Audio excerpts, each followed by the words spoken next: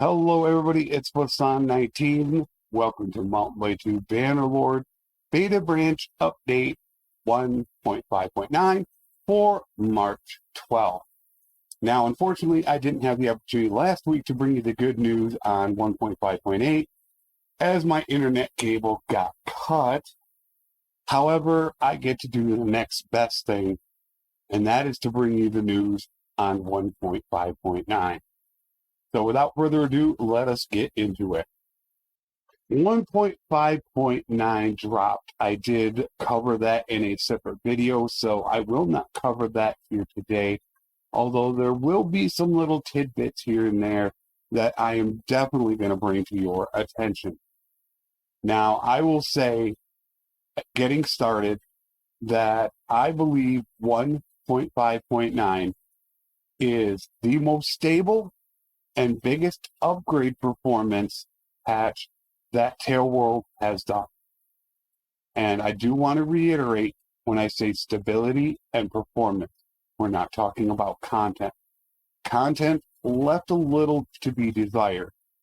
So in those two instances in which I had streamed about 10 hours over 2 days of testing the beta branch, it is absolutely outstanding as far as stability and performance. There are little bugs and crashes here or there, which I will now bring to your attention. As normal, we're always going to have the little bugs and crashes. I discovered some myself. I did have 2 crashes. One I think is more of a system problem. The other one I still haven't been able to nail down, but it was very minor. As far as the bugs are concerned, there's not that much that you're going to have to hear from me. First thing I want to go through is loyalty.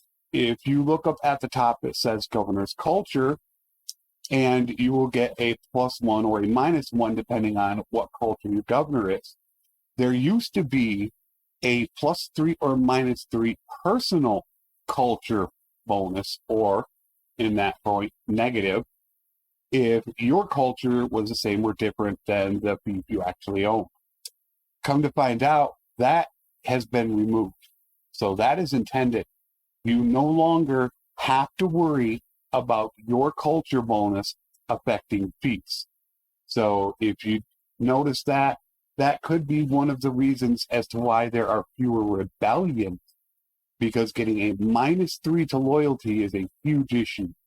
When you are in an army, which you have this tooltip right here, everything but one thing on this tooltip will remain deactivated for you to see the details. You will still be able to see your money, but you will not be able to see all this. Now, if you are in an army, there is a workaround to see it at a specific point. If you go to your clan screen, it will then get rid of that for just a moment. You can go ahead, increase that, and then you can take a look at this stuff here and see exactly what is going on.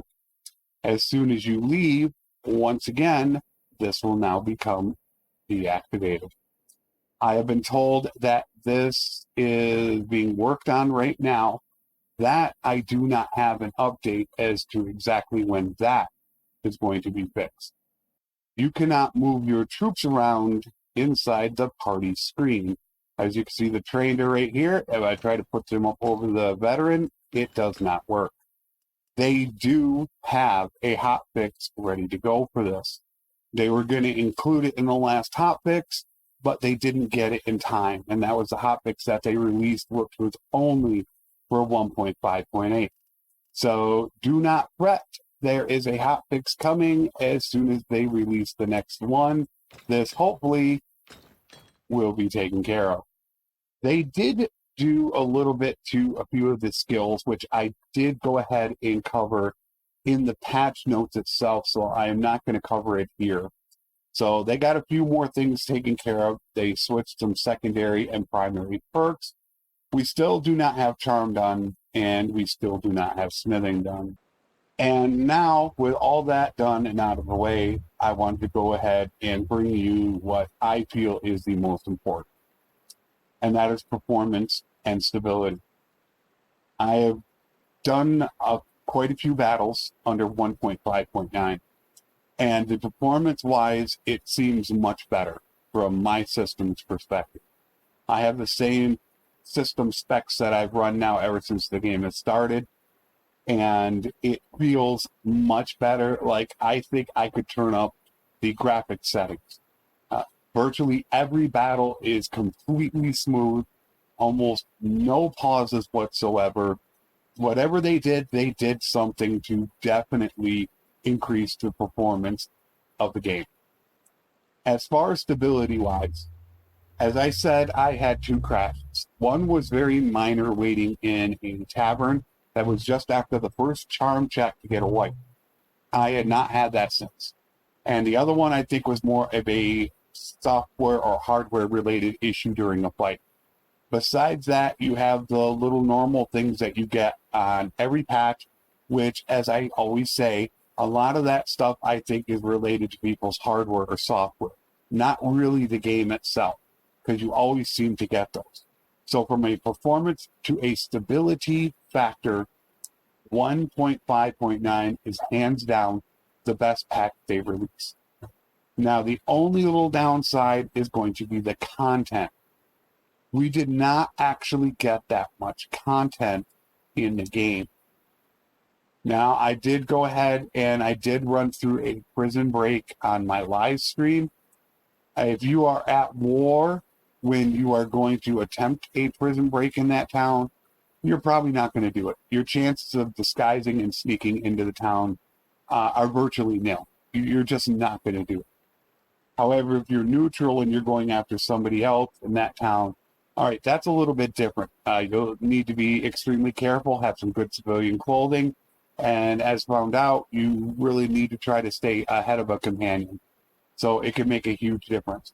As far as what you gain a huge boost in relation. And we're talking without a charm bonus and upwards of 25 relation with that clan for rescuing that person. You will also gain charm and roguery. I do not know how much, although thanks to Flavius for pointing that out, as my character was maxed at the time. So I'm not sure exactly how much charm and roguery you gain, but you definitely do gain it. The last thing that I want to touch on, and I feel is the most important, is going to be for non-death characters that want to play the sandbox. Now, this is not going to be so much for death characters. I don't think this will affect death characters at all. And the one downside to the sandbox is you do not get to establish your clan quest, so you're not going to have your big brother, your little brother, and your little sister. But like I said, that's for death. For non-death games, you're just not going to have your big brother. But the advantage that you're going to have is right here in a non-death game. At 20, you get absolutely nothing. However, each of these you do will give you 2 focus points and an attribute point. So at 30 is 2 and 1, 4 and 2. So you could start your non-death character at age 50, and to begin the game, you're going to have 6 focus points and 3 attribute points. And as you know, the first minute you walk on the campaign map, you get your first level. So you're going to have 7 focus points and 3 attribute points to spend instantly in the game. That is a lot of points to spend and can get your character very, very far. So for non-death characters, it is an absolutely amazing feature about 1.5.9. So having said that, I'm going to do something I don't think I have done ever in the beta branch video. On the very first week of release, I am actually going to give my recommendation that for stability purposes, you should be able to upgrade to 1.5.9 right now. I don't think I've ever done that before. I will put one asterisk behind this. The one thing that can draw it down is a hotfix. Hotfixes have been known to cause issues, not just a normal issue, but a pretty substantial issue. So if there were no hotfixes being released, the game would technically be good enough to play right now for anyone, and I mean anyone. But once they introduce a hotfix, there is a chance that they could actually screw something up. So I'm going to say, if you like 1.5.9 and you're looking for a stable branch to play, upgrade. I give it my complete blessing. But just be aware, there are hotfixes coming. I don't think that many. And if they get a couple of these hotfixes right here in the next week or so, I think you could call 1.5.9 done within a week. And we could be looking at, I believe, 1.5.10 is going to be next. So if you're prepared to deal with a potential hotfix problem, then go ahead and upgrade. As always, go in and make a copy of your save game files.